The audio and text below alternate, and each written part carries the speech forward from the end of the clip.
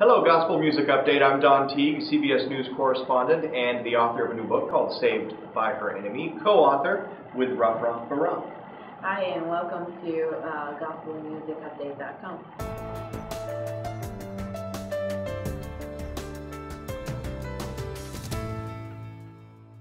The story in Saved by Her Enemy is really the story of Rafraf.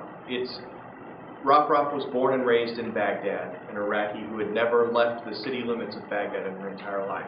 But after the beginning of the war in Iraq, she found herself needing a job because the economy collapsed there.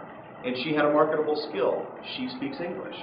And because of that, she found herself eventually working for NBC News. And when I was sent to Baghdad to cover several weeks during 2004, Rafraf was one of the first people I met. And I was immediately impressed with her intelligence, with her drive, with her ability to speak English.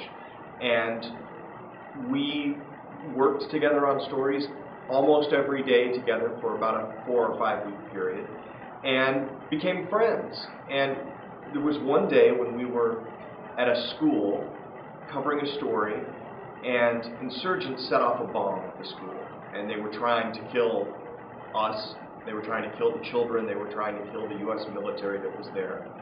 And it was really by the grace of God that we survived.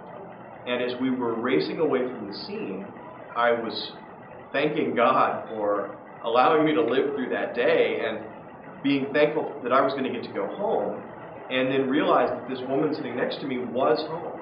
And it wasn't going to get any better for her anytime in the near future. In fact, it was going to be much worse, and it did get much worse in the days that followed because insurgents discovered that she was working for an American company and were hunting her.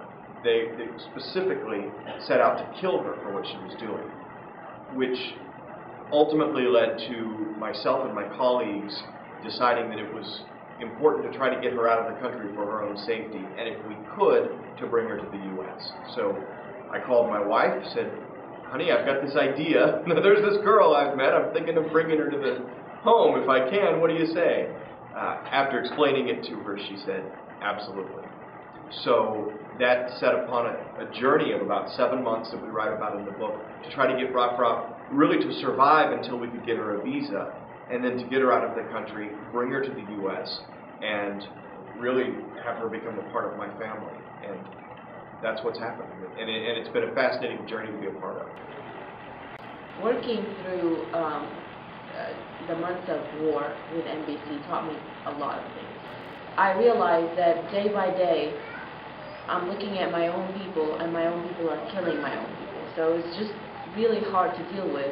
And at the same time, these people that I had hated all my life because they had attacked my country over during the Gulf War and then later into 2003 war are becoming my friends, people that I am understanding, and they're not just giving me respect and understanding me, but they are also giving me the right to believe in myself and to think on my own. I came to the States. It was a long journey that lots and lots of people were involved in, not just Don and his family, but more people with NBC, people outside NBC, people that I have never met in my life. And I kept questioning myself, why am I getting all this help? Like, how is it possible? Am I just getting lucky? And I did not understand. And I remember one of the conversations I had with Don's wife, Kiki, and I said, "Why are you helping me? Because I can't, grasp the fact that I am a stranger to you, yet you open your house to me, open your heart, your family, what is going on?" And she said, "Well, God told me. God told me to help you, so I help you."